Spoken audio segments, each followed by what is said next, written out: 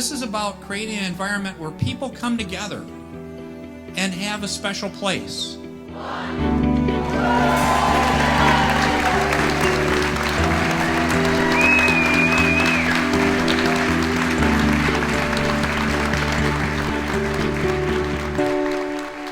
Good morning. It's great to be here in your community.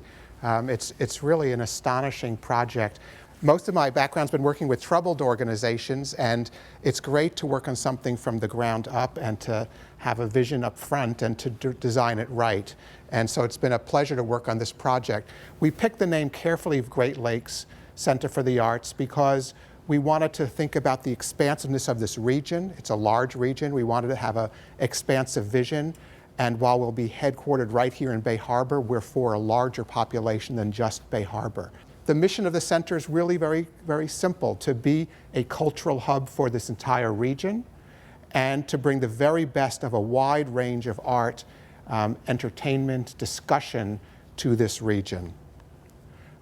My institute, the DeVos Institute of Arts Management, consults to arts organizations around the country and around the world. And we work in a variety of projects, helping organizations that are new, helping organizations that are old, trying to create financially sustainable, well-attended, interesting arts organizations.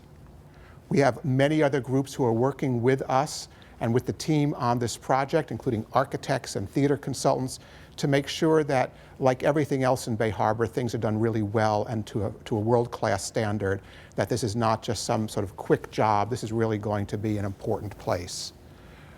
We've done a lot of due diligence work as we study. We've looked at the community. We've looked at other communities and what they can support. We've looked at other arts organizations that function in seasonal communities. We've done studies of some of the other great arts institutions in this region, and there are several. There's a wonderful wealth of arts in northern Michigan. I was a camper at Interlochen, so I've experienced it for many, many years. But there's a lot here, and our goal is to collaborate with and to partner with many of these organizations to create a great presenting organization. You know where the site is located, we've been thinking a lot about that site and how this center interacts with the community. A beautiful building has been designed for this center. It's of modest proportion. It includes a 500-seat theater. It includes an extra space that will be multi-purpose space that will be used for educational programming, that can be used for some entertaining, that can be used for as extra dressing rooms. We'd like to have some larger ensembles here, like the Detroit Symphony. They would need that room just to put their music cases. So the idea is to have a center that can house different activities at the same time, but that really functions well so that we don't, after it's open, say, oh my goodness, we don't have enough room for X. As Jill said, I ran the Kennedy Center for 14 years. It's our national cultural center, has a budget of $200 million a year, and it was designed without any rehearsal space. Because when Congress designed it, they forgot that you actually rehearse something before it goes on the stage. So that's what we're trying to avoid in the planning we're doing now, and that's why it's great to be involved several years before it's going to get built. We're going to have a beautiful lobby area that people can congregate in before the performance. We're going to have a beautiful, beautiful theater, and what I love about this theater particularly, it's going to have a very large stage, which means we can put many different things on that stage, but it will only be 500 seats. Every seat will be beautiful. There will not be an obstructed view in this theater. And I think it's going to, people when they come in are going to be shocked at how wonderful and intimate it feels, and yet how much we can put on the stage. Very importantly, we're going to have a donor lounge upstairs for intermissions where donors can come and have a drink and have something to eat and sit and talk. And this room will also be able to serve as other functions during the year. This is going to be a year-round facility, and this will be a great place to have meetings and discussions, et cetera. So it's not going to be just a donor lounge year-round. We've designed it in a rather compact way, but we've spent a lot of time studying the movement within the theater to make sure the artists are comfortable, the audience is comfortable, that we have multiple entry points so that we don't have clogs at one entrance. One of the hard things of running a theater is that 90% of your people come within 15 minutes of each other. And so as you design something, you want to make sure that you have multiple points of entry so that everyone can come in easily, quickly, and not feel like they've been sort of, stuffed together in one little tube. One of my favorite spaces next to the donor lounge will be an outdoor roof, which we'll show you in a few moments. But that's going to be a great place to sit outside. You'll see the bay, have a drink. It's really, I think, going to be one of the nicest parts of the development and one of the nicest places to sit in Bay Harbor. As I said, our goal is to bring the very best of programming here. And I've been working hard to start to think through who are the kinds of performers, what can we bring here that's going to be really remarkable. And it's going to be in a very broad range of art forms. We're going to have theater pieces. We're going to have a whole range of music, from popular music, pop music, jazz, classical music. There's a wide range of music that we'll have. We're going to have dance performances of many different kinds. We want to have film. We've built the stage so it's large enough to accommodate an IMAX-size screen so that we can have really amazing first-run movies here that we can do year-round. As I said, this is not just going to be a summer facility, although a bulk of the programming will be in the summer. But we can have movies all the time. We also want to have a lot of intellectual discussion. We want to bring some great artist panels. We want to bring some political panels or others to come and talk about issues and to talk about arts and to really have this be a lively place. If you think Aspen Institute and the kinds of work they do, we would like to be able to do that here as well. These are kinds of activities that are relatively easy, relatively inexpensive to put together, but you can bring some very high-powered people to bear, and it can be very, very interesting.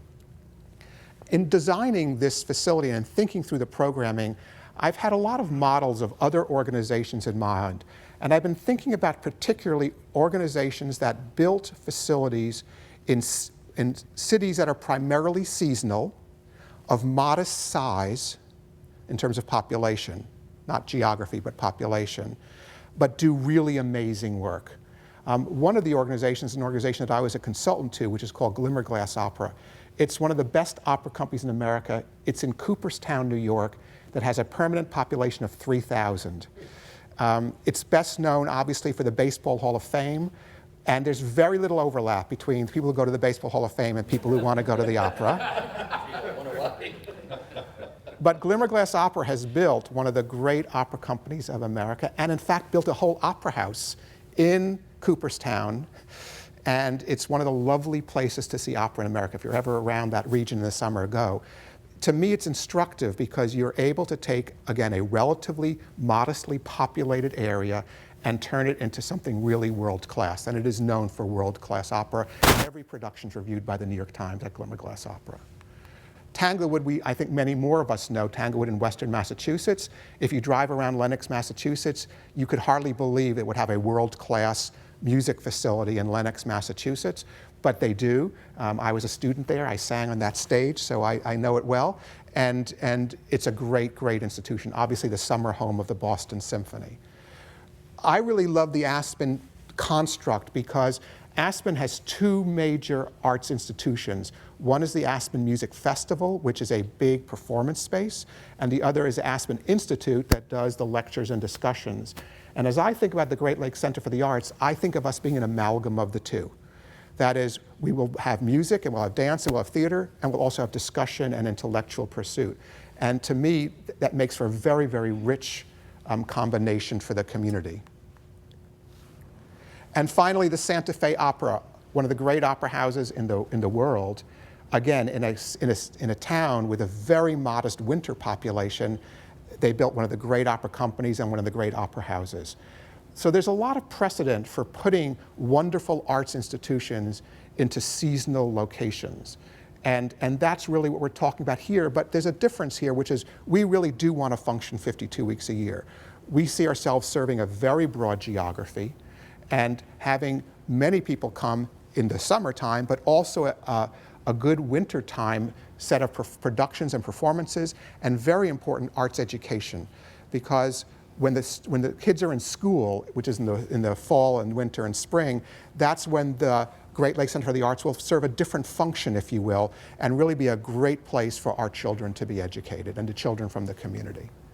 Our programming, as I said, is going to be very, very varied. And my basic construct for the summer is this. I'd like to think of each weekend having a different theme. So one weekend we might do country music. I love country music. It's a great genre to people. A lot of people love country music. It pulls a lot of audience in. There's some great performers. They're relatively easy to book. And I did a lot of country music at the Kennedy Center. People thought I was a little crazy when I started bringing country music at the Kennedy Center, but it became a big part of what we did. I brought the whole Grand Ole Opry one night up to Washington. I reunited the Judds, did all kinds of things. These are the kinds of things we can do on this stage. Again, country music's a great genre, but that's one genre. Another weekend, I would love to do international festival every summer for a weekend, where one year might be China, and one year it might be Ireland, and one year it might be Brazil, but to bring the music and the dance and the theater and the food and to make that weekend really special by looking at a particular country. I'd like every summer to have one weekend devoted to the best art of Michigan. There's so much great art in Michigan. Interlochen, where I was a camper, is great. The Detroit Symphony, the Grand Rapids Ballet. There's a popular musician named Sufjan Stevens, who's from Petoskey, one of the great big recording artists of our time, lives from Petoskey. I would like every weekend to get, one weekend every year, to bring some of these great Michigan institutions. For the first summer, I'm really determined to have the University of Michigan Marching Band marching up our aisles. I'm just committed to that. But then I want to do some unusual things. I want to have comedians here. I want to do something which I've done other places, which is lots of fun, which is something called Sing-Along Sound of Music. Because so many people know the music from Sound of Music. You show the movie on our big screen. It has the words along, and the whole audience sings along as the movie plays. There are all kinds of different, every weekend I want to be different. I don't want this to be boring. I don't want this to be too one way or to the other way. And my experience is everyone likes something different. Some people like classical music, some people like country music, some people like dance, some people like theater. And the idea is that this center is going to have something for everyone in the community. And we'll start to figure out and learn what more people like than else, and the programming will reflect that. But we'll also have winter performances. I said I'd like to have movies. We'd love to be the home for Live from the Met. The Met broadcast to movie theaters. We'd be a perfect place for the Live from the Met broadcast. They are only during the winter, fall, winter, spring months. We'd love to have them. We'd love to have local arts organizations. Again, there are many great local arts organizations here. For example, we've been in conversations with the Great Lakes Chamber Orchestra. They would love to make this their home. And so we can start to become the place where the local musicians, local artists can really have a place. And so we're really thinking about this over the next 3 to 5 years. So we're not just programming the first summer. Too many arts organizations start with this big bang of a summer or a big bang of a year, and then it sort of collapses in year 2. That's not what we're planning. We're working on how to build this year in, year out. We're also going to have, as I said, lectures and symposia. We want to have social activities. You can have several activities going on in this building at the same time. And it's been designed with different entrances so that you can have something in the more social space, and something in the performance hall, and something in a donor lounge, and you can have different things going on. We'd like this to be vibrant and exciting and really become a hub for local activity. This is going to be organized in a very specific way. We are really thinking through not just the programming and the architecture, but also the institutional infrastructure. This is going to be operated by a board. It will be a 501c3 organization, meaning it will be a not-for-profit arts organization chartered by the state of Michigan. We're going to have a full board and a real board, starting with a modest amount of people, maybe 8 to 10, by next summer when we hope to do groundbreaking. Then we hope to build our board to 15 to 20 by the time we open, and our plan for opening would be to open in the summer of 2018, and then build eventually to a larger board of 25 or 30. We'd like people to be from a broad geography. Again, we're trying to represent the whole region and not just be local. We're going to have a professional management, and I've designed a management structure, and we've thought through when we bring on these various people, because you can't just bring them on all at once, and you don't need them all 3 years ahead of time, but you also don't want them starting 2 months before the place opens, otherwise we'll be a mess. I'm determined that when we open, everyone thinks it's really professionally managed, and not that we hadn't thought things through. And so we have a hiring structure. The first person we're going to bring on is a director of development because we need to finish the capital campaign and hope to build something of an endowment to start. As Jill mentioned, the capital cost of building the facility is $25 million, of which we have nearly $15 million committed. So we need to raise $10 million more. We're hoping to do that by next summer when we do groundbreaking. And then we hope over time to build an endowment of maybe $25 million. That would give us a little over $1 million a year towards the operating budget. We've done an operating budget for the organization. We're talking about a budget of $2.5 million, give or take, in the year. And we've thought through each of the expense categories, where the money might come from, what's realistic for a new organization, for an organization this size, obviously in a wonderfully generous community. And so we're thinking through what the budget of this might be. Again, from my experience, you can apply a multiplier somewhere between 4 and 7 times an annual budget for the economic impact on the region. So if we're talking about a $2.5 million organization, we're talking about a $10 million impact, economic impact. That's not insubstantial for this region. And of course, as you all know better than I, every time an arts center is built, property values go way up. The most famous of that example is Lincoln Center in New York, where Lincoln Center was built where West Side Story takes place, and you know what a slum that was. They built Lincoln Center, and now it's the most valuable property in America is located right around Lincoln Center. So we believe that property values will substantially go up with this project. We need to raise money to finish the effort, as we said, and we've raised, as I said, 15 to the 25. And we're looking at a regular tiered capital campaign structure. We have different gifts that can be named, and we are actively talking to several donors now and hope to find more. We will also be selling the boxes so that people could reserve a box, which will give them first rights to the seats in that box. These are going to be beautiful boxes that I think are going to be very much in demand for this new center. And we've created a complete strategic plan for this, and with that plan comes a very detailed timeline of how we're going to get from here to opening, how we're going to hire staff, how we're going to raise money, what we need to do each step of the way in terms of the design of the facility, putting in systems like box office systems and training ushers, and there's a lot that goes into building an arts center. I've been going around the country talking to some of my friends who are important artists, and they're all excited about this venture. Everyone believes this region would benefit from a great arts center. Judith Jamison, who is the director of the Alvin Ailey American Dance Theater, Kennedy Center honoree, legendary dancer, is really excited about this project. Debbie Allen, who is a great television actress and choreographer, 3-time Emmy Award winner, she's really excited about this project and wants to come. David Hallberg, who's a great dancer, one of the leading male dancer of the world. He dances for both American Ballet Theater and the Bolshoi Ballet, the only foreign-born principal ever in the history of the Bolshoi Ballet. Wants to come and dance here. And I think David's a great example of how we want to work with the community.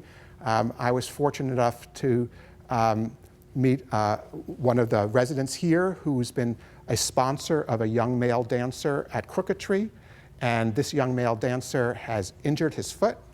And so I put him in touch with David Hallberg, who also injured his foot this year. And that David Hallberg is now mentoring this young male dancer from Petoskey. This is the idea of the center. It's not just to have people come in, do a show, and leave. It's to have people come in and get to know the community and work in the community, do some great performances, do some great arts education, really start to intersect with the community so we become much more lively than a traditional arts center. So we're extremely excited, as you can tell, about this venture, and I'd love just to show a little film now that sort of gives you an idea of what this place is going to look like. What you can see is there's several entrances, and why that's really relevant is because so many people do come at the same time. You want to make sure you break the audience up into pieces.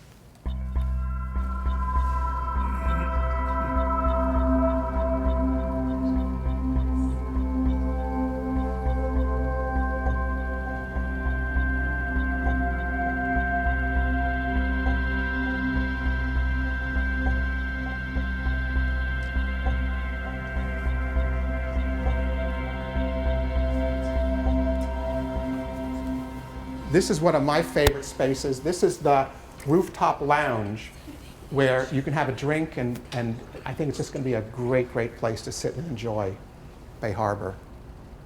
The question was, how will other arts organizations in this region use the center? We've been talking, for example, with Interlochen. I would love to bring some of the best students from Interlochen here and have them perform regularly and use this as a place for Interlochen to think of as an extension of the work they do, and they're very excited about that idea. My experience in the arts is all good art helps all other arts organizations. You know, when I ran the Kennedy Center, we owned our own orchestra, the National Symphony Orchestra, and yet I brought the Philadelphia Orchestra and the Boston Symphony and the London Symphony, and people always say, why are you bringing competing orchestras to your own? And I always felt that the answer is, when you bring in the best, more people get excited, more people get interested, and your region gets known as the place to come to for art. Our goal is to collaborate with every arts organization in the region that wants to collaborate. The biggest reason, believe it or not, why organizations fail is because they get boring. If you sort of do the same thing year in, year out, and everything sort of feels the same, that's when organizations start to lose their support base. Also, new organizations have typically had challenges. I'm working with a new art center, the Annenberg Center in Beverly Hills right now. It's a 2-year-old center that's had some problems. The reason why is they've done none of the planning that we're doing now for the Great Lakes Center. So they spent all their time building and no time thinking through how to build a support base, what kind of programming. So they started and they weren't ready. So for me, the key is to do a really good planning and to really engage people and have the art constantly evolve and change and be special, so that year in and year out, people go, wow, that's really surprising and exciting. That to me is what creates healthy arts organizations. It's harder to sell 2 events a year than it is to sell 30 events a year from my experience. One needs a critical mass for your marketing activity. And when you do just 2 events, you have to reinvent your audience every time. We have studied the size of the community. We have studied the various communities. We've studied other places that have summer arts events, and this community stacks up just fine. I do believe there will be 1,000 tickets to be sold a week in the summertime in this region if the art is exciting and if we do a good job of marketing, because our marketing efforts are going to start really 2 years before groundbreaking. So this is going to be a real professional marketing activity. I take heart from the Glimmerglass Opera, and I take heart from what Aspen did, and I take heart from what Santa Fe did to build a very, very large, much larger audience space than we're talking about, a much larger theater than we're talking about. Glimmerglass Opera is 900 seats, we have 500 seats. Our budgets are based on selling 300 or 350 seats, 2 or 3 times a week, 1,000 seats a week. I believe we will sell to the greater region. At $30 a seat. We're not talking about this mega-priced set of performances. We're trying to do something that's really reasonable so that we can start to draw from a variety of communities here, and I think we will be able to do that. Will it take time and energy and effort? Absolutely. Will we learn along the way what works and what doesn't work? Absolutely. Some communities love jazz, some communities don't love jazz. You start to figure that out as you go along. My goal for the first summer is just to do like one of a bunch of things to figure out which ones really are going to start to build an audience. If the Arts Center does really interesting work, people are going to come whether it's here or here, because they're just excited to see this great comedian. They're excited to see Vince Gill sing. They're excited to hear this great ensemble or to see this great dance company. And no one really thought you'd build one of the great opera companies in the world in Santa Fe, which is a very modestly populated place in the wintertime. And here they have this astonishing place. I think if we do this well, and if the programming is really strong, and very importantly, if our marketing is good, and the marketing is critical to this, it's the hardest part of an organization that's reaching across a broad geography. If we do that well, I'm not sure people are going to mind if it's here or there. We're trying to make this really a vibrant, exciting place that feels really buzzy, where there's different things going on each summer weekend, and where it's not overly classical or overly popular or only dance or only music, but it's a mix. And I think we will build an audience. We've created the theater so that we can have an IMAX-sized screen. This is going to be a world-class theater. This is going to be a modestly sized but world-class design. We've designed the theater with a horizontal aisle for 2 reasons. One is this really makes it easier for those in wheelchairs and meets our requirement under the ADA. but also because our view of the winter months is that we're going to really focus on these seats. Our expectation on the budgets that we've done for the winter sales is incredibly modest. But we do think what we're going to do is to provide a venue that's going to help local arts organizations. I can tell you that the Kennedy Center, which was built in 1971, until 1971, Washington was also not an arts town. It had lots and lots of little bitty organizations all sort of struggling. And what the Kennedy Center did was, by providing a home for them and a place, it's raised up the size and the capability, the funding, the visibility. And so now Washington's a very big arts town. They ended up actually building a visibility and a scale to the art-making activity that supported the building of a funding base. I know some groups are nervous, but I think you're going to find 5 years after we open that a lot of local groups are actually going to be healthier than they are now, because we're going to build some visibility and some scale to the arts activity of the region. I've done a lot of work in dance. I ran the Alvin Ailey Company, a dance company, Kansas City Ballet Dance Company, American Ballet Theatre, a big ballet company, and I ran the Royal Ballet as part of the Royal Opera House in London. And then at Kennedy Center, we have a huge dance program. So one idea I had was to do a program to bring like 4 or 5 of the greatest ballerinas of the world together for one evening here on this stage. That's one thing. And on the other hand, I want to do country music. And on the other hand, you know, and so it's this mix of things that ends up making the space really vibrant. Different people come to different things. And when you start to create this mix, it starts to become extremely interesting to different people. And that's why, again, this is not a center that's just theater or just ballet or just opera. Where it is, I think, harder to build an audience, it's this multidisciplinary nature that I think makes it easier to build each week a slightly different audience.